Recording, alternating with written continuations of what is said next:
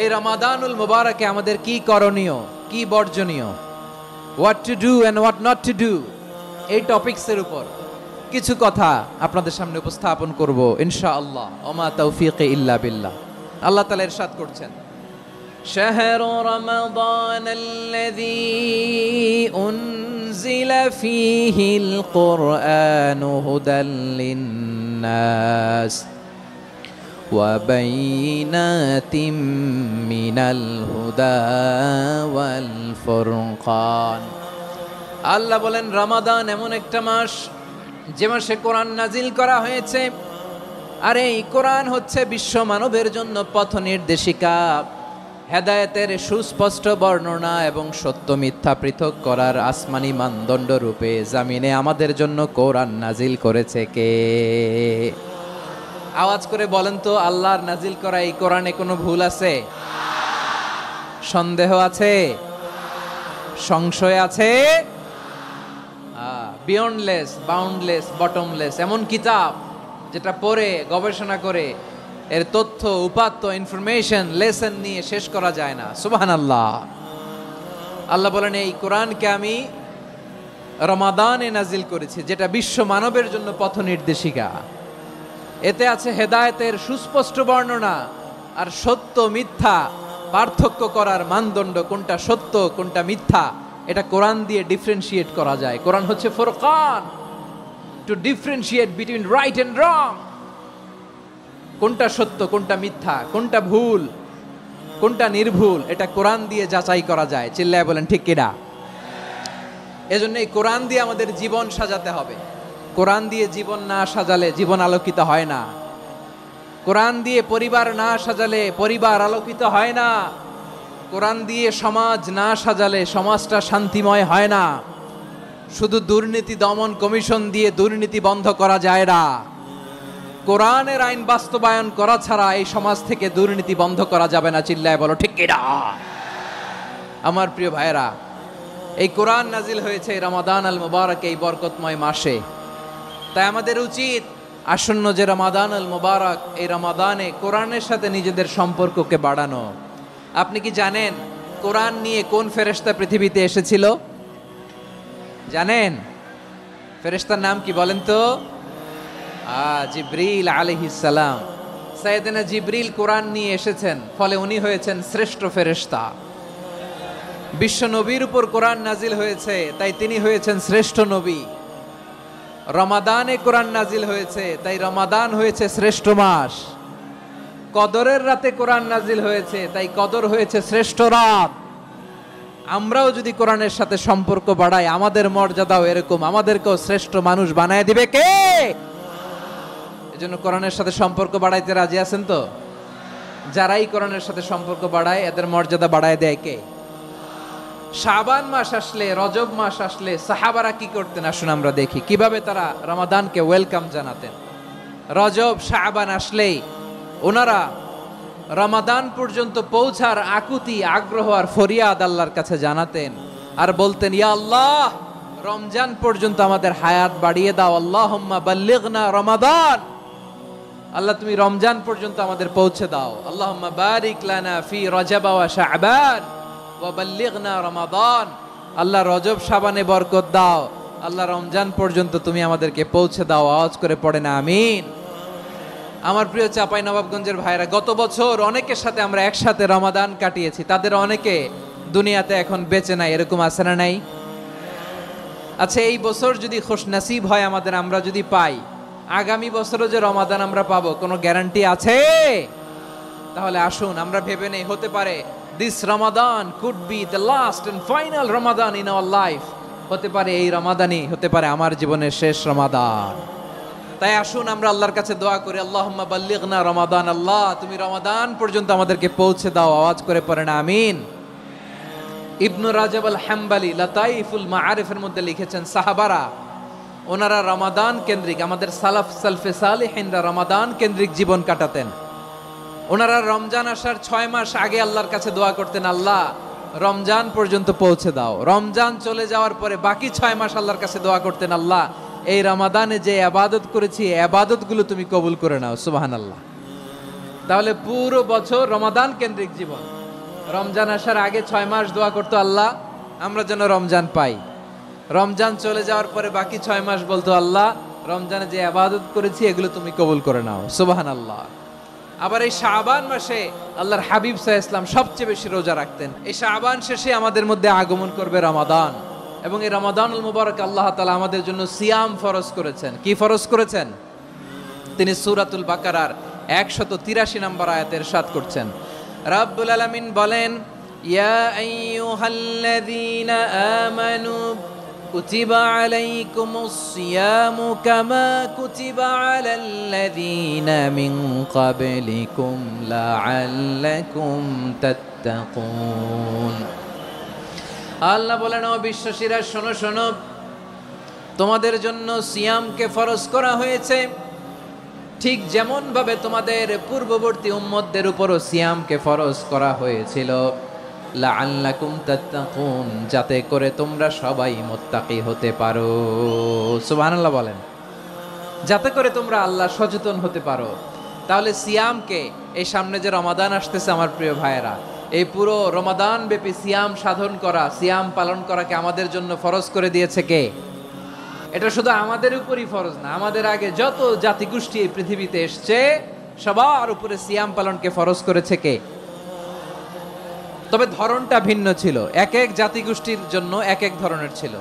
আমাদের জন্য সিয়াম ফরজ টানা 1 মাস 30 দিন বা 29 দিন।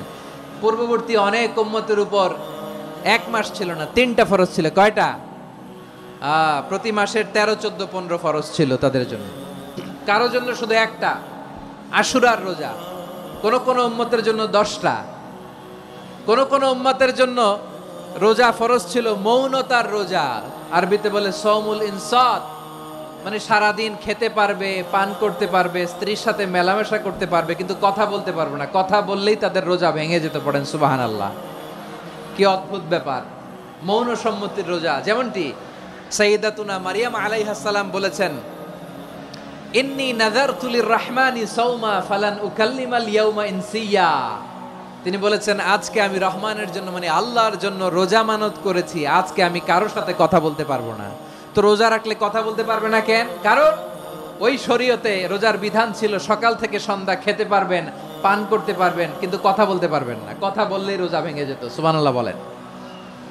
তাহলে সব জাতিগোষ্ঠীর উপরে রোজা ফরজ ছিল, কিন্তু ধরনটা ভিন্ন ছিল। মজার ব্যাপার হচ্ছে, আপনি বর্তমানেও বিভিন্ন ধর্মের দিকে তাকান, বৌদ্ধ ধর্ম, হিন্দু ধর্ম, খ্রিস্ট ধর্ম, তাদের মধ্যেও রোজা আছে।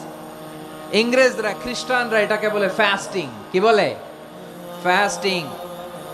আমাদের হিন্দু ভাইয়েরা বলে উপবাস। তারা কি বলে? উপবাস। আবার এখন আন্দোলনেরও একটা মাধ্যম হয়েছে এটা, না খেয়ে থাকা। এটারে বলে অনশন। এটারে কি বলে? অনশন ধর্মঘট। মানে আমাদের দাবি না মানলে আমরা খাবো না, রোজা রাখলাম। তারপরে আধুনিক বিজ্ঞান এটার একটা নাম দিয়েছে না খেয়ে থাকাকে, অটোফিজি। কি বলে? অটোফিজি। জাপানের এক চিকিৎসা বিজ্ঞানী এই অটোফিজির উপর গবেষণা করে সে নোবেল পেয়েছে। এজন্য আল্লাহ তাআলা আমাদের জন্য গোটা রমাদানে এই সিয়ামকে ফরজ করে দিয়েছেন। আওয়াজ করে বলেন আল্লাহু আকবার। রাব্বুল আলামিন বলেন, ইয়া আইয়ুহাল্লাযীনা আমানু কুতিবা আলাইকুমুস সিয়াম। সিয়ামকে তোমাদের উপরে ফরজ করা হয়েছে, কামা কুতিবা আলাল্লাযীনা মিন ক্বাবলিকুম, যেমনি তোমাদের পূর্ববর্তীদের উপর রোজা ফরজ করা হয়েছিল, লাআল্লাকুম তাত্তাকুন, যাতে করে তোমরা আল্লাহ সচেতন হতে পারো, যাতে করে তোমরা মুত্তাকি হতে পারো। লাআল্লাকুম তাত্তাকুন, যাতে করে আমরা আল্লাহ সচেতন হতে পারি, আল্লাহ কনশাসনেস আমাদের মধ্যে গ্রো করে। এটা হচ্ছে রোজার প্রাইম অবজেক্টিভ। অনেকে জিজ্ঞেস করলে অনেকে বলে রোজার মূল উদ্দেশ্য হচ্ছে না খেয়ে থাকা। না। অনেকে বলে গরিবদের কষ্ট অনুধাবন করা রোজার উদ্দেশ্য। না। রোজার উদ্দেশ্য কি, সিয়াম পালনের উদ্দেশ্য কি, এটা আল্লাহ তাআলা স্পষ্ট এই আয়াতের পেছনে বলেছেন যে লাআল্লাকুম তাত্তাকুন, যাতে করে তোমরা আল্লাহ সচেতন হতে পারো, আল্লাহ ভীতি তোমাদের মধ্যে গ্রো করে, গড কনশাসনেস, আল্লাহ কনশাসনেস, আল্লাহ সচেতনতা যেন বাড়ে, দ্য সেন্স অফ অ্যাকাউন্টেবিলিটি, আল্লাহর সুপ্রিম কোর্টের কাঠগড়ায় এই দুনিয়াতে আমি যাই করলাম তার সবকিছু যে পাই টু পাই হিসাব দিতে হবে, এই sense, to enhance the sense that whatever we do, Allah is watching me. আপনি যাই করেন কেউ দেখে না, কিন্তু দেখে কে? শুরুতেই তো জিজ্ঞেস করেছিলাম যে কেউ যেটা দেখে না সেটা দেখেন কে? কেউ যেটা শোনে না সেটা শোনেন কে?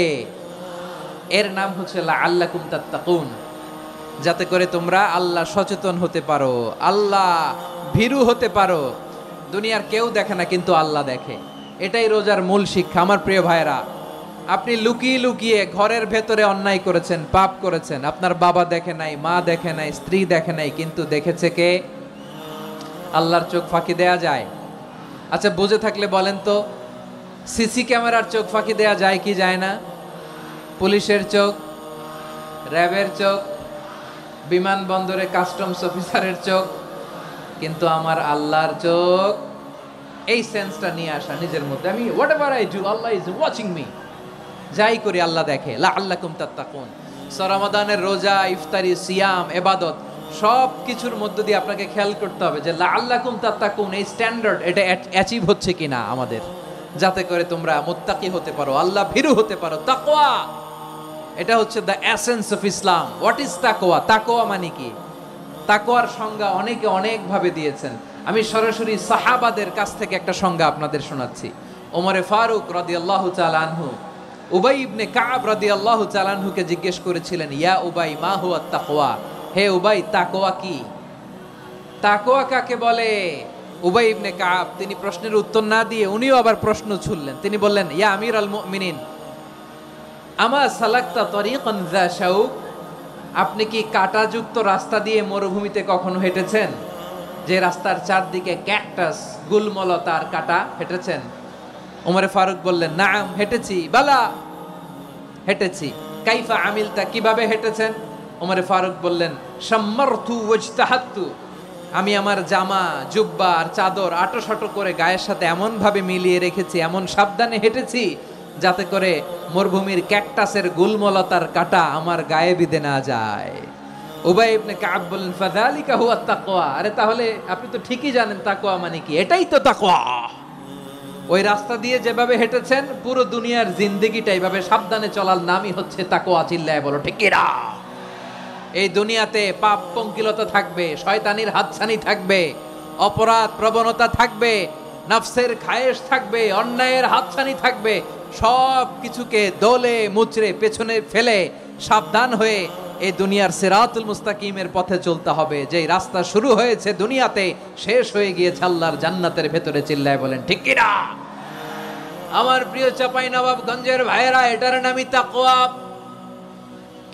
উবাই ইবনে কাব বললেন, ও আমিরুল মুমিনিন, ওই কাঁটাযুক্ত গুলমলতার রাস্তার মধ্যে ঠিক যেমনি সাবধান হয়ে আপনি হেঁটেছেন, এই দুনিয়ার বুকে ওই সাবধান হয়ে চলার নাম হলো তাকওয়া।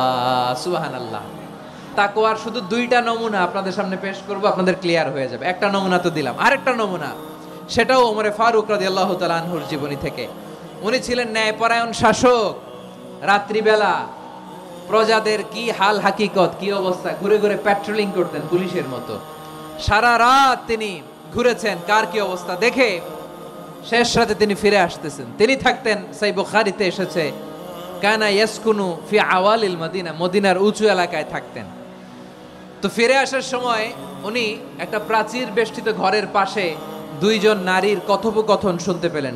একজন বৃদ্ধা, একজন যুবতী। উনি কান লাগিয়ে শুনতে পাচ্ছেন। বৃদ্ধা মা, ওমর ফারুক কাউকে দেখতে পাচ্ছেন না, শুনতে পাচ্ছেন। বৃদ্ধা মা তার যুবতী মেয়েকে বলে, এই তাড়াতাড়ি উটের দুধ দহন করে উটের দুধের সাথে পানি মিশাও, তাইলে কালকে বাজারে মদিনায় বেশি দামে বিক্রি করা যাবে, লাভ হবে অনেক। বৃদ্ধা মহিলা এটা বললেন। যুবতী মেয়ে উত্তরে বলে, মা আপনি জানেন না আমিরুল মুমিনিন খলিফাতুল মুসলিমিন ওমরে ফারুক দুধে পানি মিশানোকে দণ্ডনীয় অপরাধ বলে ঘোষণা দিয়েছে, জানেন না? এবার বৃদ্ধা মহিলা বলে, আরে পাগলি, এই ভোর রাতে আমিরুল মুমিনিন ওমরে ফারুক আসবে কোত্থেকে? উনি আসবে কোত্থেকে? ওনার পাইক পেয়াদা সিকিউরিটি আসবে কোত্থেকে? কেউ দেখবে না। আরে কেউ দেখবে না, তাড়াতাড়ি দুধের সাথে পানি মেশাও। এই কথা যখন মা বলেছে, যুবতী মেয়েটা চমৎকার একটা উত্তর দিয়েছে। তিনি বলেছিলেন, ইয়া উম্মি, ও আমার মা, লাউলা রাআ উমর লা রাআ রব্বু উমর।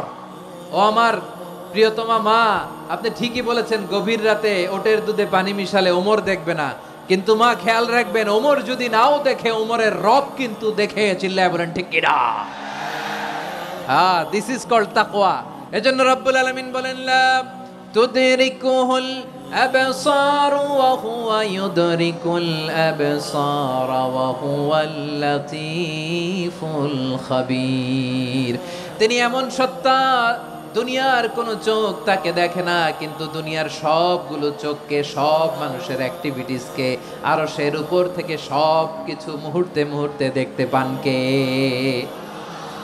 তাহলে তাকওয়া কারে বলে বুঝতে পারছেন? দুনিয়াতে সাবধানে চলার নাম তাকওয়া। কেউ দেখে না কিন্তু আল্লাহ দেখে। এই সেন্স, এই জবাবদিহিতার ভয়, দ্য সেন্স অফ অ্যাকাউন্টেবিলিটি, এই সেন্স নিজের মধ্যে গ্রো করার নাম হচ্ছে তাকওয়া। আর এই সিয়াম পালন করার প্রাইম অবজেক্টিভ অফ সিয়াম হচ্ছে লাআল্লাকুম তাত্তাকুন। আওয়াজ করে বলেন লাআল্লাকুম তাত্তাকুন। আমার প্রিয় ভাইয়েরা, এই আসন্ন রমাদান এটা এমন এক বরকতের মাস, যে মাসে আমরা নিজেদের নাফসের উপর নিয়ন্ত্রণ প্রতিষ্ঠা করি। সারা বছর নাফস আমাদেরকে নিয়ন্ত্রণ করে, আর রমাদানে আমরা নাফসকে নিয়ন্ত্রণ করি। কথা বুঝতেছেন? সারা বছর নাফস আমাদেরকে নিয়ন্ত্রণ করে। এই যে এখন আমার খেতে মনে চাইলে যে খেজুর রাখা, আমি খেজুর খেতে পারবো, নাটস আছে, বাদাম খাইতে পারি। খাইতে মন চাইলে পানি, আমার রুহুটা চায়, আমার নাফসটা খেতে চায়, আমি খেতে পারি, পান করতে পারি। বিবাহিতরা দিনের বেলায় স্ত্রীর সাথে মেলামেশা করতে চাইলে করতে পারে, কিন্তু রমাদানে দিনের বেলা খেতে মনে চায় কিন্তু আমরা খাই। আমার প্রবৃত্তি খেতে চায় কিন্তু প্রবৃত্তির কথা আমরা শুনি। তৃষ্ণায় গলা ফেটে যায়, গলার ছাতি ফেটে যায়, কিন্তু এক ঢোক পানিকে আমরা গিলি। বিবাহিতরা দিনের বেলা স্ত্রীর সাথে কি মেলামেশায় যায়? না। তার মানে সারা বছর নফস আমাদেরকে নিয়ন্ত্রণ করে, আর রমাদানে নফসের উপর আমরা নিয়ন্ত্রণ প্রতিষ্ঠা করি। নফসের লাগাম আমরা রমাদানে টেনে ধরে। চিল্লায় বলেন ঠিক কি না? এজন্য আমার প্রিয় ভাইয়েরা, নফসের উপর নিয়ন্ত্রণ নিতে চাইলে রমাদানের রোজার কোনো বিকল্প নাই। এটা এমন মাস যে মাসের ফজিলতেরও কোনো শেষ নাই। এই মাসকে বলা হয় দ্য মান্থ অফ হোপ। এটা আশা জাগানিয়া মাস। রমজানের কথা শুনলে আশা জাগে না হৃদয়ে? ইদা জাআ রমাদান ফুতিহাত আবওয়াবুস সামা ওয়া গুল্লিকাত আবওয়াবু জাহান্নাম ওয়া সুফিদাতিশ শায়াতিন। রমাদান আসলে আকাশের দরজাগুলো খুলে দেওয়া হয়, মানে জান্নাতের। জাহান্নামের দরজাগুলোকে লক করে দেওয়া হয়, শয়তানকে চেইন আপ করা হয়। ইবাদত করলে শুধু করতেই মনে চায়। চিল্লায় বলেন না সুবহানাল্লাহ। রমজানে ইবাদতে যেই মজা পাওয়া যায়, সারা বছর অন্য কোনো মাসে এই মজা আপনি পান? আমার চাঁপাইনবাবগঞ্জের ভাইরা আওয়াজ করে বলেন না, রমজানে ইবাদতে যেই মজা অন্য মাসে এটা পান? কারণ রমজানে ইবাদত করলে সওয়াবও বেশি, ইবাদতের একটা পরিবেশ থাকে, ঠিক কিনা বলেন?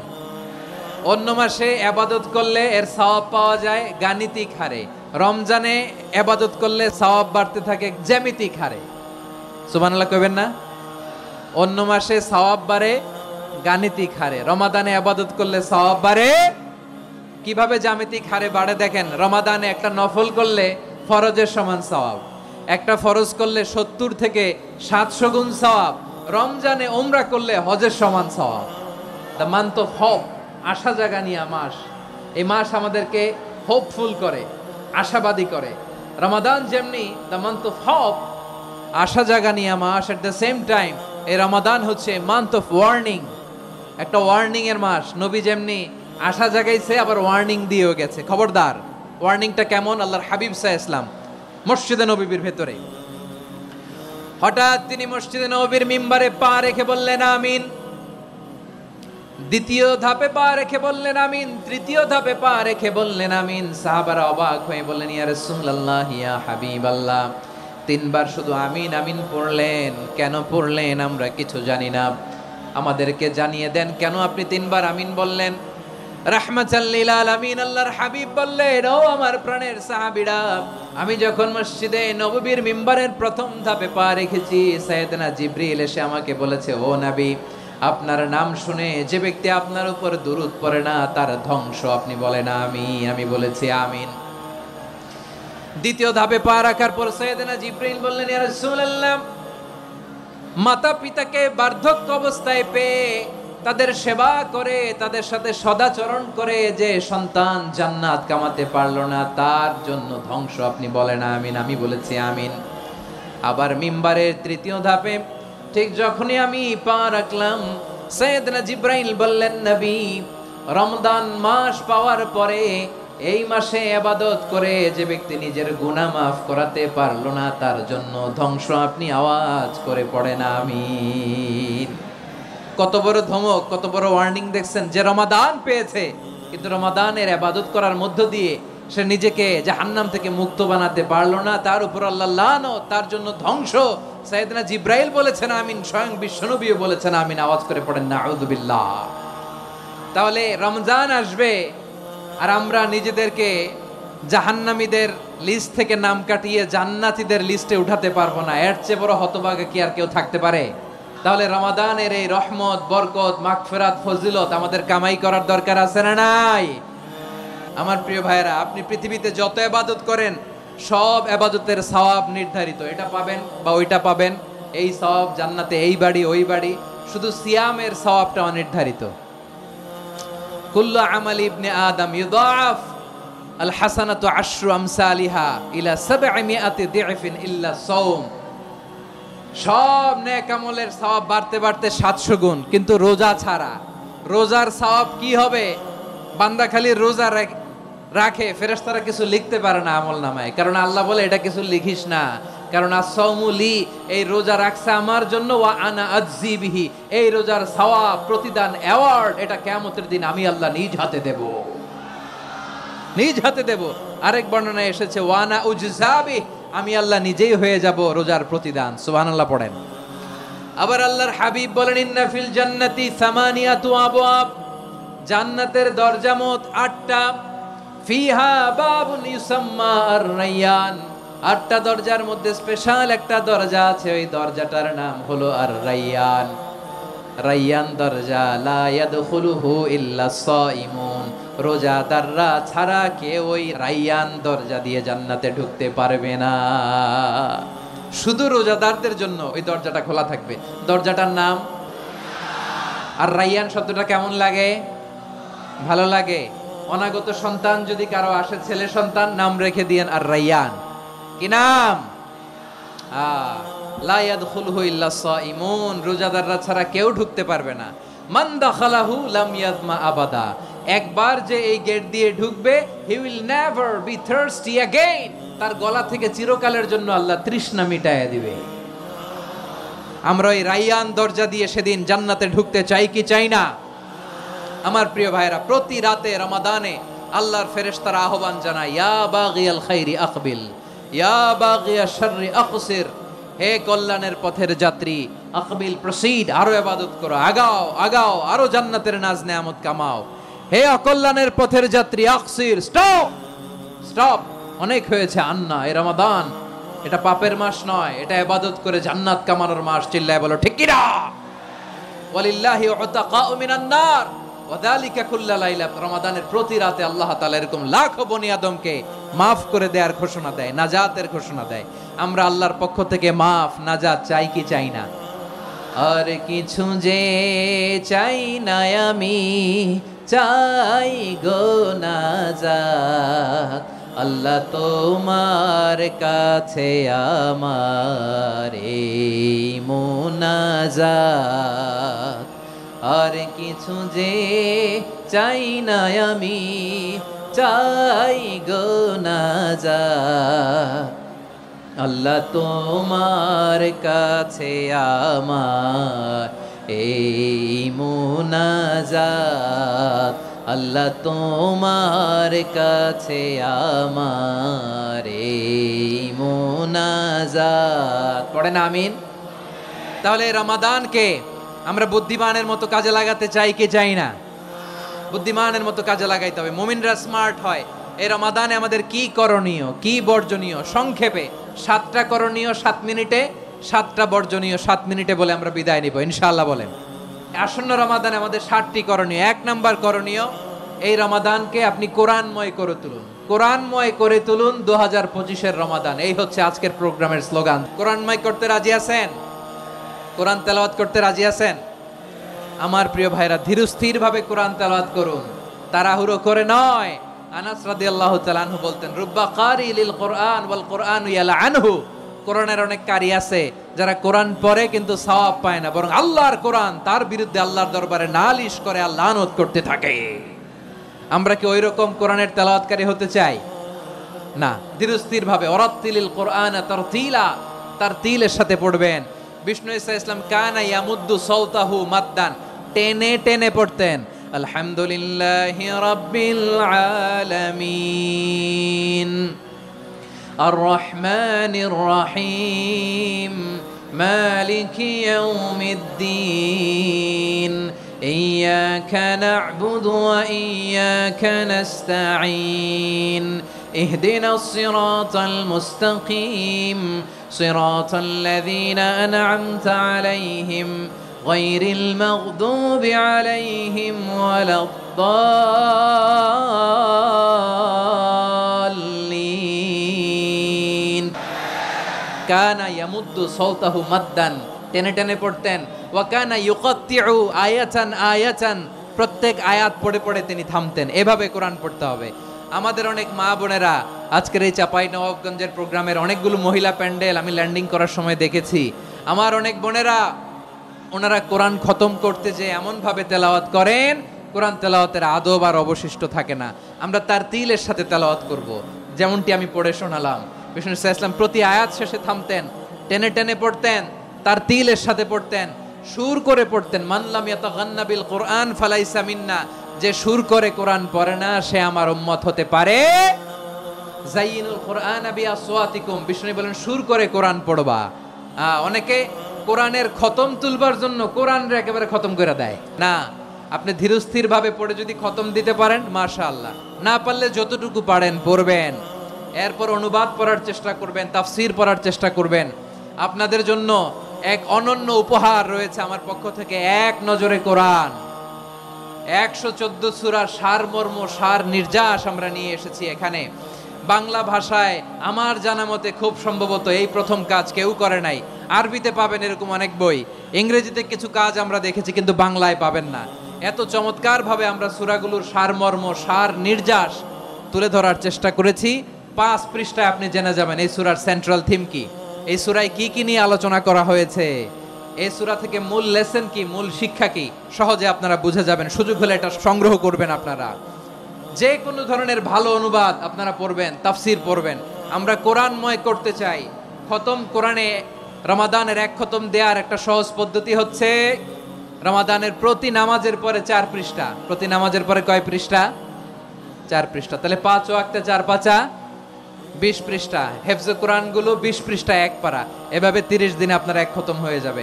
আমরা যেন তারতিলের সাথে বিশুদ্ধভাবে কোরআন তেলাওয়াত করতে পারি, আল্লাহ তৌফিক দান করুক। পড়ে না আমিন। 2 নাম্বার করণীয়, ধীরস্থির ভাবে তারাবির সালাতগুলো যেন আমরা আদায় করি। তাড়াহুড়ো করবেন না আল্লাহর ওয়াস্তে, তাড়াহুড়ো করবেন না, তাহলে কোরআন আমাদের জন্য বদদোয়া করবে। তাড়াহুড়ো করবেন তারাবির নামাজে। তারাবির নামাজ সালাতুত তারাবিহ মানে বিশ্রামের নামাজ। আর আমরা পড়ি সালাতুল কিতার, রেলগাড়ির মতো নামাজ। না, এরকম করবেন না। ইমাম সাহেবদেরকে আশ্বস্ত করুন যে ইমাম সাহেবরা আমরা পিছনে আসি আপনাদের সাথে, আপনি আস্তে আস্তে পড়েন, তারতিলের সাথে পড়েন, ধীরস্থির ভাবে তারাবির সালাত পড়বেন। সারা বছর এই সুযোগ হয় না দাঁড়িয়ে কোরআন শোনার, এরকম আয়োজন ব্যবস্থাপনা সারা বছর আর আমরা পাই বলেন তো না। তারাবির সালাতের রাকাত বিতর্ক এড়িয়ে চলুন। রাকাত নিয়ে বিতর্ক করবেন না। 8 রাকাত 20 রাকাত নিয়ে যে মারামারি এই দেশে, এটা শয়তানের ফন্দি। চিল্লায় বলেন এটা কার ফন্দি? আমরা 20 রাকাত পড়ি, আপনারা হয়তো 8 রাকাত পড়েন, কোনো অসুবিধা নাই। আমরা যারা 20 রাকাত আমরা পড়তেছি, আমরা 20 রাকাতের কথাই বলি। 20 রাকাত আমরা পড়বো আজীবন। সৌদি আরবে মক্কা মদিনায় 20 রাকাত পড়ে, কোনো অসুবিধা নাই। অন্যান্য মসজিদগুলো 8 রাকাত পড়ে। এই নিয়ে এদের মধ্যে মারামারি আছে? হ্যাঁ। আর এই জন্য রাকাত বিতর্ক এড়িয়ে চলবেন। প্রিয় ভাইয়েরা, আপনার আমল আল্লাহর কাছে কবুল হবে সংখ্যার বিচারে না উত্তমতার বিচারে? বলেন তো। উত্তমতার বিচারে। কত চমৎকার ভাবে আপনি আল্লাহর সামনে দাঁড়াতে পারছেন এটা বিবেচ্য। রুকু সেজদাগুলো সুন্দরভাবে করবেন। রুকু থেকে সোজা হয়ে দাঁড়ানো ওয়াজিব। 2 সেজদার মাঝখানে সোজা হয়ে বসা ওয়াজিব। এই তা'দিলুল আরকান বাদ দিলে হানাফি মাযহাব মতে সৌ সেজদা দিতে হবে, অন্য মাযহাব মতে নামাজই হবে না আপনার। এই জন্য ধীরস্থির ভাবে তারাবির সালাত যেন আমরা আদায় করি। পারা যাবে তো ইনশাআল্লাহ? তিন নাম্বার, তাহাজ্জুদের সালাত আদায় করুন। বছরের অন্য সময় উঠতে পারি না, অনেকে বলে হুজুর উঠতে পারি না, কিন্তু রমাদানে সাহারি খাওয়ার জন্য তো ওঠাই লাগে। কি বলেন? আল্লাহর হাবিব বলেন তাসাহারু ফা ইন্না ফিস সাহুরি বারাকা, তোমরা সাহারি খেও, কেননা সাহারির ভেতরে বরকত ঢুকায় দিয়েছে কে? একটা খেজুর, এক গ্লাস পানি খেলেও সারা দিন আপনাকে তরতাজা রাখে কে? তো সাহারির জন্য যেহেতু উঠতেই হয়, সাহারি খাওয়ার আগে বা পরে 2 রাকাত 4 রাকাত তাহাজ্জুদ পড়া যাবে না। রব্বুল আলামিন বলেন ওয়ামিনাল লাইলি ফাতাহাজ্জাদ বিহি নাফিলাতান লাকা আসা আইয়াবআসাকা রাব্বুকা মাকামান মাহমুদা। ও নবী, রাতের কিছু অংশ সময় তাহাজ্জুদের সালাত আপনি আদায় করবেন, কারণ এই তাহাজ্জুদ হলো আপনার জন্য নাফিলাতাল লাক, অতিরিক্ত ফরজ। আপনাকে মাকামে মাহমুদে অধিষ্ঠিত করবে কে? এজন্য যারা সম্মানিত হতে চান, সম্মানের আসনে যেতে চান, তাদের জন্য তাহাজ্জুদ অবধারিত। আমরা রমজানে সাহারির আগে তাহাজ্জুদ পড়তে চাই কি চাই না? এই নামাজটারে আল্লাহ বড্ড ভালোবাসেন। কেন জানেন? কারণ গভীর ঘুমকে স্যাক্রিফাইস করে আমরা এই নামাজ পড়ি। ঘুমের আরবি জানা আছে কারো? ঘুমরে আরবিতে কি বলে? অনেকগুলো আরবি আছে। একটা আরবি হচ্ছে নুআস, তন্দ্রা, তন্দ্রা, আমানাতান নুআস কোরআনে এসেছে। আরেকটা আছে ঝিমুনি, ঝিমুনি, এইভাবে ঝিমুনি আসে ঘুমের আগে, এটারে বলে সিনা। এটারে কি বলে? সিনা। স্বাভাবিক ঘুমকে আরবিতে বলে নাউম। স্বাভাবিক ঘুমকে কি বলে? এই সিনা আর নাউমকে আল্লাহ এক আয়াতে এনেছেন, লা তাখুযুহু সিনাতু ওয়ালা নাউম। আল্লাহর তন্দ্রা নাই, ঘুম নাই, ঘুমের আগে যে তন্দ্রা আছে ওইটাও নাই। তাহলে নুআস, সিনা, নাউম পেলাম। আরেকটা ঘুমের আরবি হচ্ছে হুজুদ। এটা মাঝরাতের ঘুম, শেষ রাতের ঘুম, যেই ঘুমটা বড্ড মজা লাগে। কাঁথা টেনে টেনে, ব্ল্যাঙ্কেট টেনে টেনে আরেকটু ঘুমাইতে মন চায়, আরেকটু, আর 1 মিনিট, আর 2 মিনিট, এরকম একটা মজার ঘুম শেষ রাতে আছে না নাই? এই শেষ রাতের ঘুম, এই হুজুদের ঘুমকে স্যাক্রিফাইস করে যেই সালাত পড়া হয়, ওই সালাতের আরবি নাম হচ্ছে সলাতুল হুজুদ বা সলাতুত তাহাজ্জুদ। চিল্লায় বলেন আল্লাহু আকবার। এজন্য আল্লাহ তাআলা এই তাহাজ্জুদের সালাতকে এত পছন্দ করেন। পড়বেন তো রমাদানে। 4 নম্বরে, মুক্ত হস্তে দান করুন। মুক্ত হস্তে দান করুন। ওয়ামা আতাইতুম মিন যাকাতিন তুরিদুনা ওয়াজহাল্লাহি ফাউলাইকা হুমুল মুদঈফুন। তোমরা মনে করো না যাকাত দিলে তোমাদের সম্পদ কমে যায়, এটা ভেবো না। বরং তোমরা আল্লাহর খুশির জন্য যে যাকাত দাও, তারপরে তোমার যে সম্পদ থাকে ওই সম্পদের মধ্যে প্রবৃদ্ধি দান করে কে? আপনি মনে করছেন দিলে কমে নাকি বাড়ে? বাড়ে। যেটা দান করেন, কামাসালি হাব্বা আম্বাতাত সাবআ সানাবিলা ফি কুল্লি সুম্বুলাতিন মিয়াতি হাব্বা। 1 টাকা দান করলে এটা চারা বীজের মতো, রূপে দিলে 7টা শীষ, প্রতি শীষে হয় 100 শস্য দানা। আল্লাহ যারে চায় এরকম বাড়ায় দেয়, প্রবৃদ্ধি দেয়। সুবহানাল্লাহ। এজন্য মুক্ত হস্তে দান করতে রাজি আছেন? আগে আগে যাকাত ক্যালকুলেট করে রাখেন। আপনার যাকাত বর্ষ যদি পরেও হয়, দেরি করেও হয়, ধরেন যে প্রতি বছর মুহররমে দেন, আপনি আগে দিতে পারবেন। যাকাত অগ্রিম আদায় করা যায়। সুবহানাল্লাহ বলেন। বিষ্ণু ইসা ইসলাম রমাদানে এত দান করতেন, কানা আজওয়াদান নাস, কিন্তু রমাদানে আজওয়াদুন নাস আজওয়াদু বিল খাইরি মিনার রিহিল মুরসালা। প্রবাহিত বাতাসের চেয়ে বিশ্বনবী আরো প্রধান্যতা বেড়ে যেত। প্রবাহিত বাতাস যেমনি সবাইরে বাতাস দেয়, আস্তিক নাস্তিক মুমিন কাফির সবাইকে শীতল করে দেয়, তেমনি নবীজির রমাদানের দান ছিল এমন, কেউ নবীর কাছে চেয়ে ফিরে গিয়েছে এর নজির নাই। জোরে বলেন সুবহানাল্লাহ। রমাদানে দান করব, ইফতার শেয়ার করব। কাউকে ইফতারি করালে সারাদিন রোজা রেখে তার যে সওয়াব, আপনি ইফতার করানোর কারণে আপনার আমলনামায় ওই সওয়াব আল্লাহ ঢুকায় দিবেন। পড়েন সুবহানাল্লাহ। সাহাবারা বললেন, নবী আমরা গরিব মানুষ, ইফতারি খাওয়ানোর পয়সা নাই। আল্লাহর হাবিব বললেন, ওয়ালাউ বিমাজকাতি লাবান, 1 ঢোক দুধ, ওয়ালাউ বিতামরা, 1টাও খেজুর, ওয়ালাউ বিশারবাতিমা, 1 ঢোক পানি খাইয়েও যদি কারো রোজা ভাঙাও, তারপরে ওই সওয়াব তোমার আমলনামায় দিবে কে? তাহলে মুক্ত হস্তে দান করুন 4 নাম্বার। 5 নাম্বার হচ্ছে কদর তালাশ করুন। রমজানের সবচেয়ে দামি সময়। বিষ্ণু বলেন, মান হরিমা খাইরাহা ফাকাদ হরিম, যে কদর মিস করলো সে সব মিস করলো, হি ইজ দ্য লুজার। আচ্ছা বলেন, এই বরকতের মাসে আমরা কি লুজার হতে চাই না গেইনার হতে চাই? ইন্না আনজালনাহু ফি লাইলাতিল কদরি ওয়া মা আদরাকা মা লাইলাতুল কদর লাইলাতুল কদরি খায়রুম মিন আলফি শাহর। পড়েন আল্লাহু আকবার। লাইলাতুল কদরি খায়রুম মিন আলফি শাহর, হাজার মাসের চেয়েও সেরা। 1000 মাসে হয় 83 বছর 4 মাস।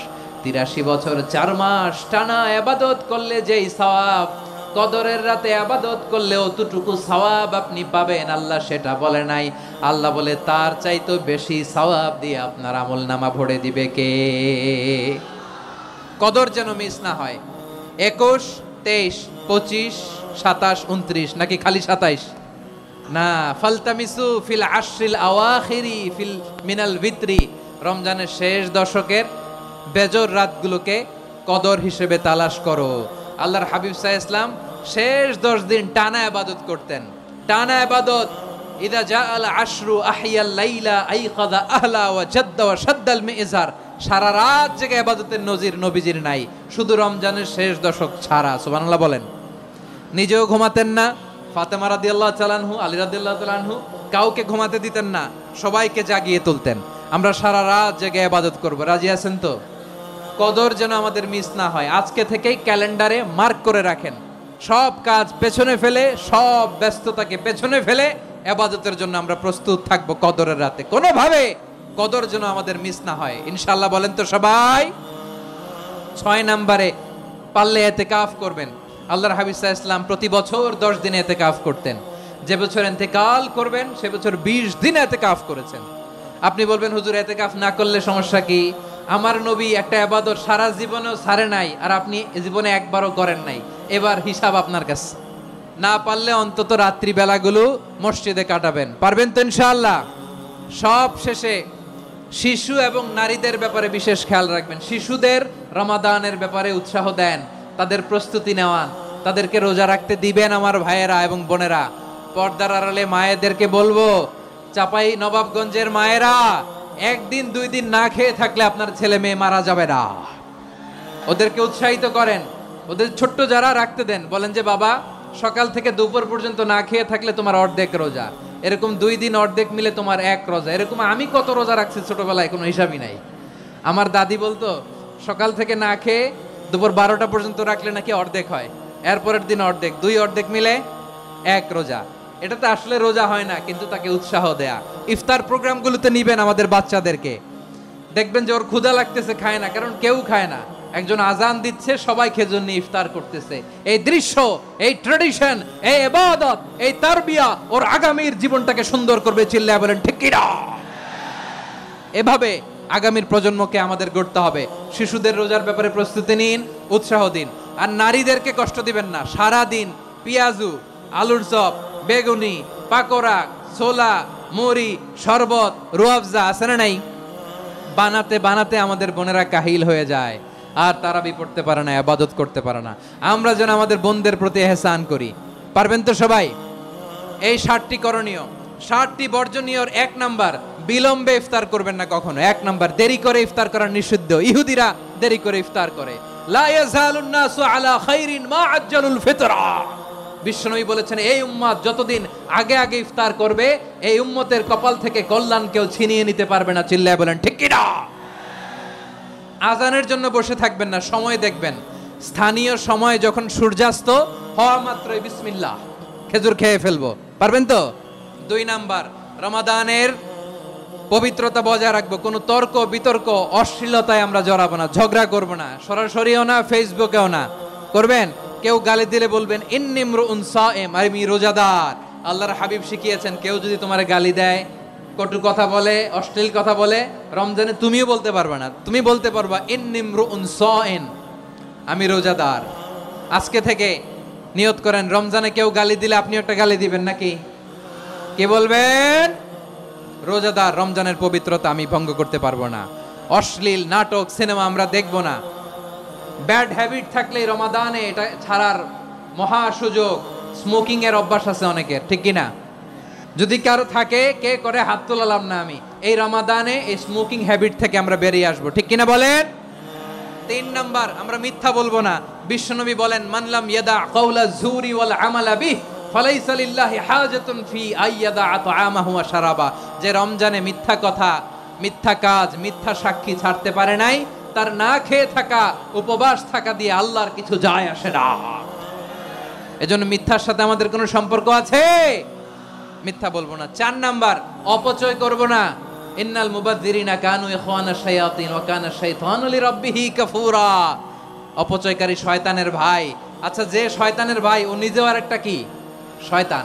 অপচয় করব না। ইফতারি করতে যে আমরা অনেকে অপচয় করি, এগুলো করবেন আপনারা না। অপচয় অপব্যয় করব না। 5 নম্বরে রিয়া, লোক দেখানো ইবাদত আমরা করব না।